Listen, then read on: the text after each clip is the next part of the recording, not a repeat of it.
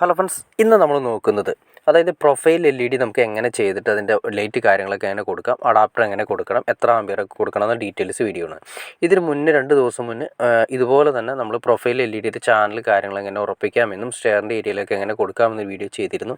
അതിൻ്റെ ബാക്കിയായിട്ടാണ് നമ്മൾ ഇന്നത്തെ വീഡിയോയിൽ ചെയ്തിരിക്കുന്നത്.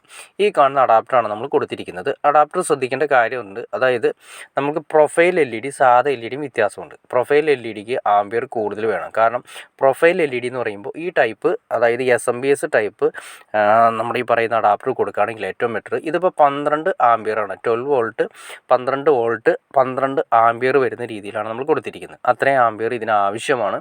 കാരണം സാധാ LED എന്ന് പറയുമ്പോൾ ഒരു സാധാ LED സ്ട്രിപ്പ് ആണെങ്കിൽ നമുക്ക് 1 മീറ്ററിൽ മാക്സിമം പോയി കഴിഞ്ഞാൽ 6 വാട്ട് അല്ലെങ്കിൽ 7 വാട്ടാണ് ഒരു LED സ്ട്രിപ്പിൽ 1 മീറ്ററിൽ എടുക്കുന്നത്.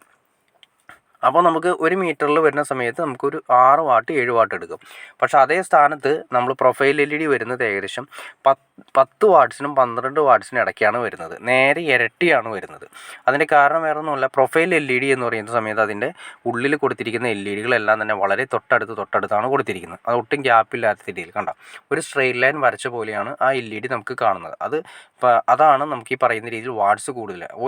അപ്പോൾ ഏകദേശം 1 മീറ്ററിൽ ഏകദേശം 10 വാട്ട്സിനും 12 വാട്ട്സിനും ഇടയ്ക്കാണ് 1 മീറ്റർ വരുന്നത്.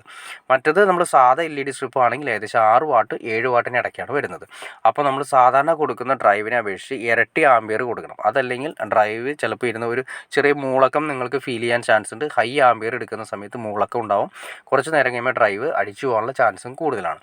അപ്പോൾ പ്രൊഫൈൽ LEDക്ക് നമ്മൾ കൊടുക്കുന്ന സമയത്ത് നല്ല രീതിയിൽ തന്നെ ആമ്പിയർ ഉള്ളത് കൊടുക്കണം. മിനിമം ഒരു 2 മീറ്റർ ആണെങ്കിൽ കൂടിയും 2 മീറ്റർ പ്രൊഫൈൽ LED ആണെങ്കിൽ കൂടിയും മിനിമം നമ്മളൊരു 5 ആമ്പിയറെങ്കിലും മിനിമം LEDയുടെ തന്നെ ഡ്രൈവ് കൊടുക്കുന്നത്, അതായത് SMBS വരുന്ന ഡ്രൈവ് തന്നെ കൊടുക്കണം. ഇതിപ്പോൾ കൊടുത്തിരിക്കുന്നത് നമ്മൾ പ്രൊഫൈൽ LED തന്നെ സ്റ്റെയറിൻ്റെ ഏരിയയാണ് കൊടുത്തിരിക്കുന്നത്. അതിൻ്റെ ചാനൽ കാര്യങ്ങളൊക്കെ എങ്ങനെ ചെയ്യാമെന്ന് മുന്നേ ഞാൻ വീഡിയോ ചെയ്തു.